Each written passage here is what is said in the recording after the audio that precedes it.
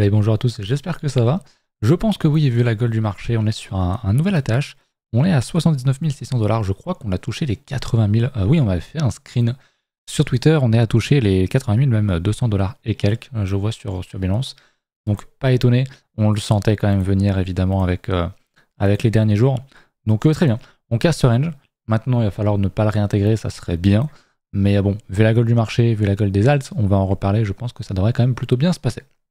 Donc c'est cool, on ressent un nouvel entrain dans le marché, en tout cas sur les réseaux pour l'instant c'est assez léger. Je pense qu'il va falloir du temps avant que de nouveaux arrivent. Je pense que quand on sera à 100 000, l'ambiance sera différente. D'ailleurs je vous ai posé une question sur Twitter. Quand est-ce qu'on aura 100 000 $ sur Bitcoin à votre avis? Est-ce que ce sera en 2024 ou est-ce que ce sera plutôt pour 2025? Vous avez été assez mitigé, un petit peu 50-50 dans les réponses. Mais personnellement je dirais quand même 2025. Passer de 80 à 100 000, ça me paraît énorme en si peu de temps, parce qu'en fait il reste un mois et demi avant 2025, donc c'est quand même assez léger.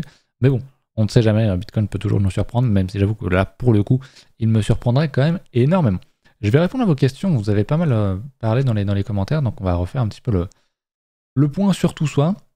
On parlait des alts qui valaient encore le coup d'être accumulés malgré cette journée spéciale, et c'est pas passé grand chose non plus sur les alts. Si on reprend le live, moi, je l'ai réaccumulé, je l'avais acheté ici à l'époque. Il y en a qui ont réaccumulé ici. Pour moi, voilà, on est en train de former un nouveau double bottom ici. Donc très bien, tant qu'on est là-dedans, c'est très bien, même si on casse une fois les 0,02, c'est encore largement accumulable. Si on regarde de manière générale plutôt le total 3, qui est ici, là c'est vrai que ça commence à être compliqué parce que on casse du coup le fameux niveau. Mais en soi, c'est la confirmation que on recasse une belle structure, même si évidemment on était plus chaud pour acheter les niveaux, toute cette zone là, mais pour moi on n'est pas en train de rater le bull market si on achète ici. Bon, faut quand même sélectionner ses alts, choisir les bonnes narratives, on en reparlera, choisir ceux qui n'ont pas encore trop explosé, mais on est encore tôt dans le cycle, on n'est pas encore dans les grandes phases d'euphorie, etc. Donc on a encore le temps. Pour moi, si vous accumulez depuis des mois et des mois et des mois, continuez, on est sur la fin de l'accumulation très clairement. Bientôt va falloir juste poser ses mains sous ses fesses et attendre. Mais il y a encore le temps, je pense, très peu. Mais il y a encore des alts qui sont achetables, sans aucun souci, d'un point de vue investissement. On parlait de Trump aussi, comme quoi son élection a été un non-event éventuellement sur du court moyen terme, mais sur le long terme beaucoup plus intéressant, beaucoup plus profitable. Moi, je pense l'inverse RC. Je dirais plutôt que sur le court moyen terme, c'était quand même très bien accueilli par la cryptosphère, et quand il a été élu, le cours est monté, comme les actions, etc. Mais sur du long terme, que ce soit lui ou Harris, qui n'était pas anti-crypto, qui était même assez pro pour l'innovation, avec l'IA et la crypto, etc. Ça aurait été le cas pour moi, ça aurait été extrêmement intéressant d'avoir Trump sur du long terme, si en face, elle était vraiment anti-crypto, et qu'elle voulait, je sais pas moi, interdire les ETF à nouveau, tu vois, que vous voulez vraiment restreindre l'investissement, qui en réalité c'est surtout les ETF qui propulsent le prix à la hausse sur BTC depuis bien longtemps. On va en reparler d'ailleurs, parce qu'il y a une journée historique sur les ETF. C'est vraiment dingue ce qui s'est passé. Donc on va évidemment reparler de tout ça. Mais pour l'instant, on va continuer de parler un petit peu, de répondre aux questions. Mais du coup, pour moi, ce qui fait monter ce qui bouge le prix, c'est pas Trump en soi, c'est l'offre et la demande. Et ça a été surtout propulsé par les ETF, même si il n'y aurait pas eu d'ETF, il n'y aurait pas eu Trump, on aurait quand même eu notre cycle, pour moi, assez largement. On n'a pas besoin de deux. Il n'y a rien de vraiment négatif sur le marché. Si on a que du positif, tant mieux. Ça aide, ça aurait été différent, mais ça reste quand même intéressant. J'avais une question très intéressante de Christophe, plusieurs questions d'ailleurs. Est-ce que tu as d'ores et déjà planifié tes stratégies de sortie? Tes stratégies de sortie sont-elles basées uniquement sur l'analyse technique, sur des multiplicateurs, sur la reproductibilité des cycles, un mix de tout ça, par rapport à maintenant des leaders du marché dans les bonnes narratives qui ont déjà fait de très gros multiples depuis un an comme Akash, MDR, FET, CFG, etc. Ont-elles le potentiel selon toi de faire encore des x6 ou plus? Alors, je vais commencer par répondre par les premières questions. Mes stratégies de sortie sont claires. Ça fait longtemps que j'y pense. Oui, elles sont planifiées. Il va y avoir de l'analyse technique. Comme tu l'as dit, ça va être un mix de plusieurs choses. On va en reparler plus tard parce que c'est pour moi encore vraiment trop tôt. Je veux pas commencer à vous parler de stratégie de sortie parce que pour moi, clairement, c'est pas le lieu. Là, on va être dans une grosse phase où il va falloir rien faire. Attendre. On a accumulé. On attend. Il faut pas, j'en ai parlé dans la dernière vidéo, ou l'avant-dernière, je sais plus, où il y en a beaucoup qui vont vouloir sortir vraiment trop tôt et qui vont rater complètement l'euphorie et la phase finale du cycle. Donc il y aurait de l'analyse technique, bien sûr. Les multiplicateurs, pas tant que ça, honnêtement, c'est pas un truc que je regarde forcément. La reproductivité des cycles, évidemment, en termes de temporalité surtout. Après, voilà, on va aussi regarder tout ce qui va être le bruit, les médias, comment on s'en parle, comment les gens FOMO aussi, où à un moment donné, très clairement, il faudra commencer à prendre des profits petit à petit. J'en reparlerai, c'est pas le lieu pour l'instant. Pour moi, j'estime que c'est trop tôt. Mais j'avais déjà fait un gros point, notamment dans l'école à l'époque, donc on en reparlera. Mais intéressant de se poser les questions, en tout cas, effectivement, posez-vous la question de comment, dans quelles conditions est-ce que vous sortez. Commencez à y réfléchir pour ne pas faire n'importe quoi plus tard, bien sûr. Pour ceux qui ont déjà bien performé, est-ce que c'est encore possible de faire un x6 ? Je pense que oui. Alors, j'ai pas parle du fetch. Je pense que c'est largement possible. Donc, x6, c'est 700%, c'est quand même pas mal. 700%, c'est pas impossible pour moi sur un an. Après, c'est vrai qu'ils ont. Pour le fait, il a vraiment surperf. Donc, il est costaud. x7, enfin x6, c'est pas impossible. Mais je me dirais pas. Il doit le faire, donc je vends pas avant. Voilà, c'est ça aussi le danger, c'est que de toute façon, tout va toper en même temps. Donc il faudra avoir une stratégie de sortie globale et tout sortir petit à petit, ou tout d'un coup, selon votre stratégie, mais c'est quand même beaucoup plus simple, plus évident de sortir petit à petit. Et est-ce qu'il va faire x7, est-ce qu'il va faire x15 encore à partir d'ici, ou seulement un x3? J'en sais rien. Mais de prime abord, un x6 ici est quand même pas impossible. Après, peut-être qu'il s'arrêtera un x5. Et il faudra pas hésiter à sortir si tu penses que c'est le moment de sortir du cycle, évidemment. Le Tao aussi, hein, tu l'as pas cité, mais le Tao extrêmement puissant. Pour moi, il peut encore largement faire un x5. Est-ce qu'il ira chercher son extension 1.618 et aller faire un x10 encore à partir de maintenant? Honnêtement, ça me paraît énorme. Maintenant, est-ce que c'est vraiment impossible? Je pense pas. Surtout si c'est vraiment la grosse narrative liée à que c'est en plus le token. Tu peux avoir des grosses hypes qui pètent. C'est vraiment complètement fou. Donc c'est très difficile pour moi en termes de multiplicateur de donner un chiffre parce que je trouve que c'est pas sain et ça t'enferme trop ton esprit, où tu vas trop attendre que ceci doit arriver, donc je ne fais rien, je ne vends pas tant que ce n'est pas arrivé. Ça peut être vraiment dangereux. Le Cardano aussi qui avait bien pété, j'ai vu ça sur Twitter, et qui effectivement a plutôt bien réagi. Une belle bougie cette semaine, doit être en 100%, il nous a fait un 87% max actuellement en 80. C'est vraiment très très bon, on a beaucoup d'alts qui pètent, donc ça c'est vraiment très intéressant. Je fais une petite aparté avant de continuer. Il y a une petite promo en ce moment sur Bluffin avec moi, donc n'hésitez pas à passer par mon lien, c'est un très bon exchange. Sans KYC, vous ne serez pas trop emmerdé, vous pouvez avoir jusqu'à $300 de bonus selon les conditions que vous remplissez. Donc n'hésitez pas, c'est valable jusqu'au 22, donc c'est vraiment, vous avez largement le temps si jamais vous cherchez un exchange pour faire vos petits achats de crypto ou trader tout simplement activement. N'hésitez pas à passer par mon lien en description. J'en ai également d'autres, si jamais vous voulez, notamment les alts. Moi je suis beaucoup sur MEX, j'ai du BitGate, etc. Ce que je vous propose, c'est uniquement les exchanges que j'utilise. Donc n'hésitez pas, en plus j'ai mis un petit descriptif sur comment est-ce que j'utilise personnellement. Après vous faites bien comme vous voulez, évidemment. Voilà, je vais reprendre un petit peu les commentaires. On va demander une analyse du live. Je viens de le faire, mais je vais le refaire. Effectivement, le live. Alors moi je ne l'ai pas sur HTX parce que j'ai plus déjà mes dessins sur Max, mais concrètement c'est la même chose. On l'avait acheté ici à l'époque. Pour moi le live, donc c'est de l'IA. On est en train de faire une très bonne structure ici, donc il va falloir casser ça. Voilà, tu peux y voir ça comme un range, tu peux voir ça, non pas comme un range, mais un double bottom qui devrait péter en hebdomadaire en cassant les 0,02, ce qui est vraiment très très bon. Tu peux même y voir derrière donc un petit double bottom dans un plus gros double bottom ici si jamais on casse. Donc pour moi la cassure des 0,02 là, elle est vraiment à prendre. Et derrière jusqu'où il peut aller, pour moi ce genre de truc peut vraiment faire un x10 très facilement. D'ailleurs le x5 au prix encore actuel, c'est sur le retour au plus haut qu'il avait fait en mars, sachant qu'en théorie on est censé aller plus haut. Je pense qu'effectivement un x15 est largement possible sur le live. Après, c'est une petite alt. Si tu peux faire x15 sur un cycle, il faut bien comprendre que le risque de faire x0 est plus élevé que sur Ether ou autre, évidemment. Donc gardez ça toujours en tête, mais le live est très très beau. Moi, c'est une de mes alts que je hold sans aucun souci. Et Trump entrera en fonction le 20 janvier. Effectivement, c'est assez proche. Merci Block. On m'a demandé également le render. Bon, du coup, j'ai pas fait les analyses comme je le fais d'habitude, en tout cas au niveau de ma vidéo. Render qui est très bien, qui a déjà énormément perf, donc moi c'est vrai que ça m'intéresse pas en termes d'investissement ici, mais pour ceux qui veulent rentrer et suivre la tendance, bon, on a un très beau range. Ici, moi, j'attendrais vraiment qu'on confirme la cassure des 6,9 $, ça serait pas mal. Il est bien, moi, c'est vrai que je rentrerai pas ici en très long terme parce qu'il a vraiment surperf par rapport à ses structures. Pour moi, il a déjà bien perf en 2023, il a fait déjà une giga perf, donc pour moi, je le mettrais de côté.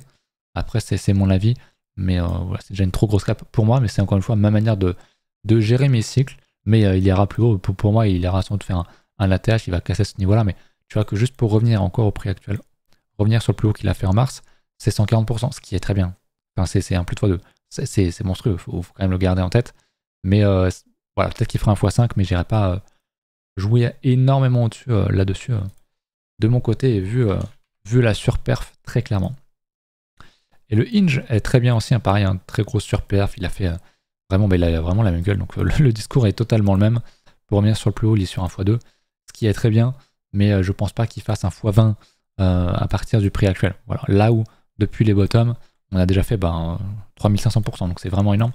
Là, c'est vraiment des surperfs extraordinaires, donc je comprends des gens qui sont intéressés par ça, de reprendre des petites structures en interne ici, mais il faut pas oublier qu'il a déjà énormément surperf, ce qui montre qu'il est très fort et qu'il va sans doute continuer de perf, mais à mon avis, ce sera plus lent et il va pas refaire. Là, il a fait, j'ai dit, je sais pas combien, 3000, voilà, 3700%, quasiment 4000%. Il va pas refaire, il y a très peu de chances qu'il refasse 4000% à partir d'ici.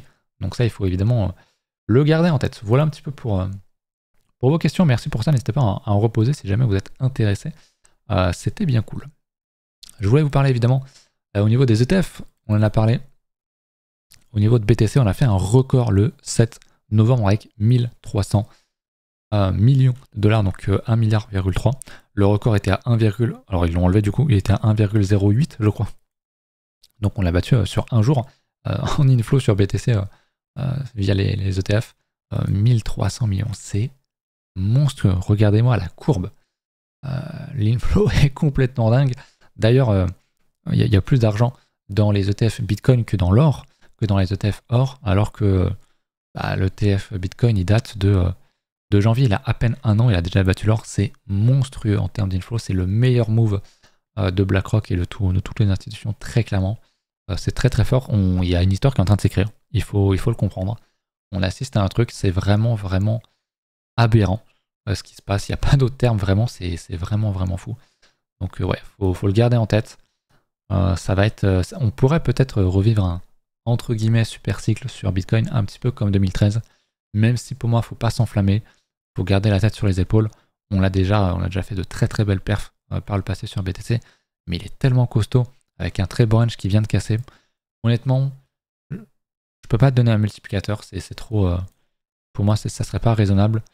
Est-ce qu'il va aller aux 100 000? Je pense que oui. Dans ce cycle, je pense qu'il ira aux 100 000. Est-ce qu'il va bloquer à 140, 150? Est-ce qu'il va aller à 200 000? J'en sais rien. Bon, je pense quand même pas qu'on ira au million sur ce cycle. Ça me paraît vraiment compliqué. Mais les 500 000, en vrai, pourquoi pas? Tout est tellement possible. Mais c'est pas une target. Vraiment, c'est vraiment pas une target. Moi, déjà, quand on va passer les 100 000, les 140 000 même, je vais commencer à me dire, ok, attention, où est-ce qu'on en est dans le cycle? Peut-être qu'il est temps quand même de prendre largement des profits. Il y aura des choses déjà de très très belles de fait sur le marché. Je voulais vous parler d'Ether. C'est un peu décousu, je passe du coq à l'âne, de Bitcoin aux Ether, aux alt. Et pour revenir sur Bitcoin et revenir sur les alt. Ether, on attendait cette grosse réintégration, souvenez-vous, je vais enlever un petit peu tout ça. On l'a fait, cette réintégration, donc c'est très très bien.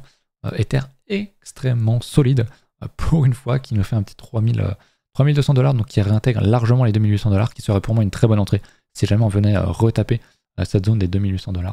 Donc il va falloir suivre tout ça de très près. Mais Ether, à nouveau, strong. Il était temps, putain. Et on va regarder sur sa paire face à BTC. Je n'ai pas regardé. Il reprend de la force face à Bitcoin. Yes, ça faisait très longtemps. Maintenant, à voir si on a posé un bottom ici. Est-ce qu'on va repartir et qu'on va repartir dans une tendance forte. D'Ether face à Bitcoin, c'est pas impossible. Il faut le garder en vue. J'aime beaucoup ce qui se passe et j'imagine du coup que la dominance, bien sûr, chute. On est venu retaper les niveaux ici. Vraiment imperfect. On est venu taper le 61.8, le perfect.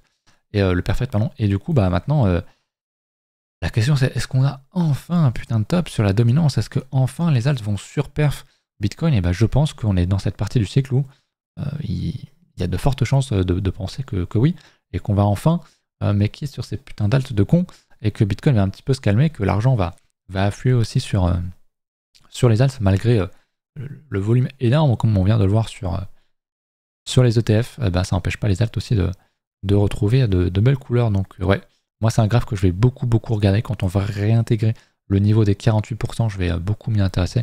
Est-ce qu'on va casser le niveau des 38%? Si on le fait, c'est plus des fois 6 qu'on va faire sur des gros alts, hein, ça peut être vraiment plus au prix actuel. Donc ouais, à vérifier, on va regarder ça chaque semaine, mais je pense qu'on a enfin un top sur la dominance.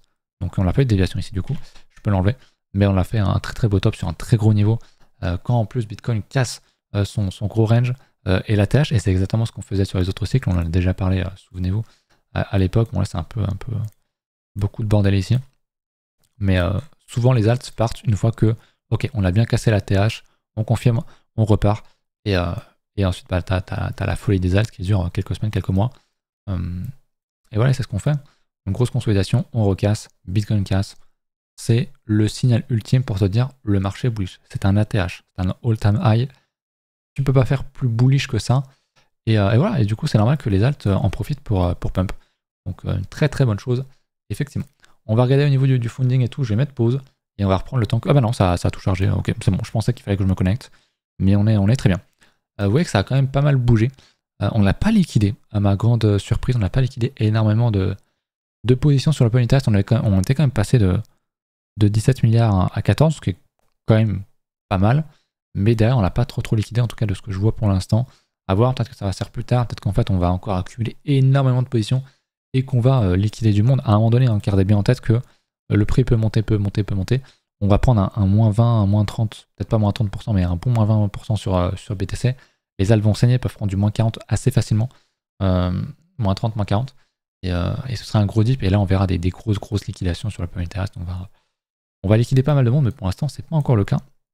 Donc voilà, malgré le fait qu'on ait quand même bien pété, qu'on ait fait un bel ATH, le funding remonte. C'est pas un truc de dingue non plus, on n'est pas sur les niveaux d'hérésie comme on avait à l'époque en mars. Donc ça monte, c'est normal. Rien d'anormal pour moi, c'est voilà, la continuité du marché, il n'y a pas de quoi s'affoler franchement. Le spread repasse enfin positif, pour le coup vraiment positif. Mais on peut rester positif longtemps et continuer à monter, c'est pas un souci. Donc oui, il y a à nouveau de l'intérêt qui rentre dans le marché, et j'ai envie de dire en même temps, heureusement, parce que il était temps. Hop. Et si on regarde le Fear and Greed Index, on est à 78, c'est quand même beaucoup. C'est pas un truc que j'estime énormément comme vous le savez, mais c'est toujours intéressant de le regarder quand même. On est bien aussi, sans être pour autant dans une phase de grid extrême. Donc c'est quelque part quand même plutôt bon signe. Voilà un petit peu pour tout ça. On va repasser là-dessus. Ce soir je suis en stream, n'hésitez pas à passer sur Twitch, le lien est en description. Tout comme je vous le rappelle, si jamais vous cherchez des cryptos, vous avez mes liens, que ce soit Bluffin ou un autre exchange, n'hésitez pas. Je vais peut-être me remettre à refaire des tutos aussi pour reparler des exchanges, etc. C'est un peu con, j'étais un peu passé à la trappe sur le dernier cycle. J'ai pas envie que ça m'arrive à nouveau. Qu'est-ce qu'on n'a pas regardé du coup? Le Total 3, on l'a fait, vraiment très beau, ça c'est les alts, on n'est pas encore sur un ATH, et on ira sans doute beaucoup plus haut en termes de market cap sur les alts, donc on a encore beaucoup de chemin. Donc pour ceux qui ont peur d'être en retard, je pense que vous l'êtes pas. Alors c'est vrai que réagir que maintenant, alors qu'on pouvait accumuler quand même depuis longtemps, si c'était pas le cas, c'est quand même vraiment dommage. C'est toujours dommage d'attendre que tu aies une énorme bougie verte pour te réveiller. Maintenant, on n'est pas encore au top du cycle, on en est très loin. Donc à voir, est-ce que tu vas prendre le risque d'attendre un petit rejet pour rentrer bien, que ce soit qu'importe l'alt, ou est-ce que tu FOMO ici, mais tu es prêt à encaisser derrière un moins 15, un moins 30% sur les alts. Ça c'est propre à chacun. Mais dans tous les cas, en termes de temporalité, on a encore de belles choses à vivre, j'en suis assez sûr. Qu'est-ce que je n'ai pas regardé? Ça va être au niveau du marché tradi, au niveau du dollar, très fort. Bon, on est toujours dans le range, donc encore une fois, tant qu'on sort pas de ce range, pour moi, c'est beaucoup moins intéressant. On voit pas mal de décorrélations parce que justement, on a instauré ce range. La question, c'est est-ce qu'on va casser les 107 points ou est-ce qu'on va casser les 99 points? Si on casse les 99, ça serait bien. Que ça puisse permettre au marché de continuer de pumper, même si, bon, on peut avoir un dollar qui monte et des actions qui montent, c'est pas totalement incompatible, bien évidemment, mais ça aide toujours. Mais bon, pour l'instant, le dollar monte et tout monte, donc tant mieux. Voilà, voilà, le SP qui est un ATH avec une très belle bougie hebdomadaire, magnifique. Le Nasdaq, pareil, on a bien cassé. Et le dernier, c'est le Dow Jones, pareil, on est sur des attaches sur les trois, donc Bon, il n'y a pas de quoi être vraiment bear, honnêtement. C'est bullish. Voilà, ce que je disais tout à l'heure, il n'y a pas plus bullish qu'un ATH. On est en découverte de prix. On va vers l'infini et l'au-delà, quoi, entre guillemets. Donc c'est très bien. L'or qui a fait un petit top semaine dernière, mais bon, qui est extrêmement aussi. Il y a vraiment tout qui est vraiment très très bon. Le Russell 2000, bah voilà, je l'avais parlé depuis un petit moment. On a recassé ce niveau-là. Donc je suis pas étonné de voir les alts se réveiller sur une grosse confirmation d'une cassure, d'une très belle cassure. Donc c'est très très bien de voir le total 3 entre guillemets des small caps se réveiller, qui est proche d'un ATH d'ailleurs. Donc vraiment, il n'y a que du bon sur le marché. Pour ceux qui sont là, pour ceux qui ont survécu, franchement, vous avez fait ce qu'il fallait, vous avez accumulé énormément, on l'a beaucoup se faire. Maintenant, pas de conneries. On ne vend pas trop tôt, on va pas FOMO dans n'importe quoi, on est patient. Il n'y a rien d'autre de mieux à faire qu'attendre. Attendre, il n'y a rien de plus compliqué. Mais c'est aussi, il n'y a rien de plus simple. Faites pas les cons, il y a beaucoup de gens vraiment à chaque bull run qui font tellement d'erreurs alors qu'ils avaient super bien géré leur entrée ou pas. Et c'est dommage. C'est dommage de perdre autant de thunes. On voit le Goldfinch qui se réveille très fortement. Il y en a beaucoup, des alts qui se réveillent beaucoup. Je verrai un petit peu ce que j'ai. J'avoue, je regarde pas trop, mais il y a quand même beaucoup de trucs qui sont pas mal réveillés. Je voulais voir le Solana. Est-ce qu'il a cassé son plus haut? Parce que le sol était quand même très très costaud. Solana qui fait un plus haut. Alors un plus haut local, on n'est pas sur un ATH encore. On n'est pas sur un ATH, mais je vais quand même noter le niveau de l'ATH. Hop, comme ceci. On est très proche de l'ATH. Un Solana ultra strong qui a fait un plus haut que son niveau de Mars qui est vraiment, vraiment, vraiment costaud. Solana, c'est l'altcoin de ce cycle, j'ai l'impression. Alors est-ce que Solana va continuer de surdominer Ether et les alts? Je ne sais pas. Mais extrêmement, extrêmement costaud. C'est vrai que moi je m'attendais à un ETF Solana qui allait peut-être arriver en fin 2024 ou 2025. Mais vu le flop sur Ether, je pense que ça n'arrivera pas. Après Solana, costaud de fou, hein. On va pas se mentir. Donc voilà, je crois que je l'avais Ether qui est pas mal, pareil. Hein. Lui, il n'a pas encore fait de structure techniquement. On est revenu chercher des bons niveaux. Mais voilà, il n'a pas encore fait son... Alors, je pensais qu'il avait fait un double bottom ici, c'est pour ça que j'avais rechargé un petit peu. Il en a fait un, techniquement. Mais il en fait un plus large, comme ceci, plus propre, avec un bon niveau ici. Et on l'a pas encore cassé. Donc il y a encore plein d'alts qui sont largement achetables. De toute façon, gardez bien en tête, ouais, le iPad est très bien, que vous pourrez jamais acheter, très rarement ça vous arrivera forcément, acheter un truc le plus bas possible et qui va péter juste derrière. Ça n'arrive pas. Ça arrive, mais ça arrive une fois sur 300, genre vraiment. Donc faut pas se faire trop de billes pour ça. Rappelez-vous que le marché est extrêmement volatile, que tu peux pas... c'est un marché, vous savez, vous pouvez faire des x10. Même bien davantage. Tu peux pas faire x10 sans prendre un moins 30% à un moment donné. C'est impossible. Et il faut donc être prêt à avoir un plan face à ça, évidemment. Bon, le Aegis, lui, je pense que c'est mort et enterré, mais bon, il y en a 2-3 comme ça qui vont tomber à zéro, mais honnêtement, ça m'atteint à peine. Le portefeuille se porte très très bien, le reste surperf très largement tout. Donc, il n'y a aucun souci. Et le frérot LTC, tiens, il est toujours un deadcoin, lui. C'est quand même toujours dans son range. Bon, il se porte bien, il n'enchaîne pas les plus bas. Je crois que c'était donc le Atom. Le bon vieux Atom qui, je crois... Ouais. Cosmo. Ouais, Cosmo, c'est compliqué. Alors, autant on fait une structure, le beau double bottom, autant il a pris cher de fou. Il a pris très très cher. Il a pris très cher. Après, c'est dans un gros range vraiment trop tôt, je trouve. Je l'avais déjà dit, il avait trouvé un bottom vraiment trop tôt. Il n'était pas venu rechercher des gros niveaux non plus. Il avait pris combien, lui? Il avait pris moins 88%, c'était quand même pas mal. Mais là, il refait une structure. Bon, pour moi, c'est des vieux coins. Je parle souvent de dinosaures, ça froisse certains, mais les cycles qui ont... Enfin, les alts qui ont déjà fait des cycles, bien souvent, il faut les mettre de côté. Surtout les hype. Après, tu as quelques-uns qui résistent. Voilà.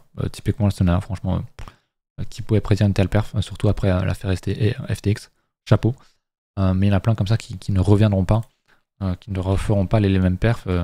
Les gloires d'hier ne sont pas celles de demain, ça c'est un truc vraiment qu'il faut apprendre.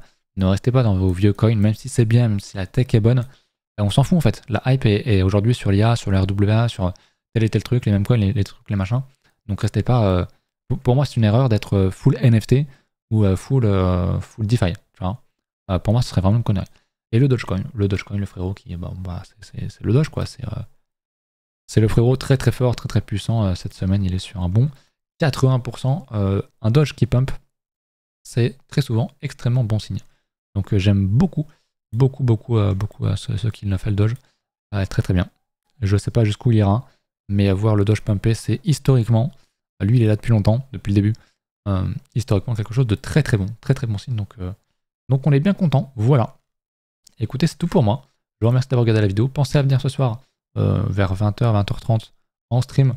On va réanalyser le marché, on va parler de vos alts, on va peut-être parler de stratégie de prise de profit, etc. Et puis voilà, pour les autres, je vous rappelle qu'il y a un lien en description pour ceux qui seraient intéressés pour acheter des cryptos via Bluffin. Vous pouvez avoir $300 de bonus selon les conditions si vous les remplissez. Et puis sinon, il y a d'autres échanges. Effectivement, tout est dans la description de toute façon. Donc je vous dis à ce soir pour ceux qui seront là. Et les autres, écoutez, à la semaine prochaine. Salut.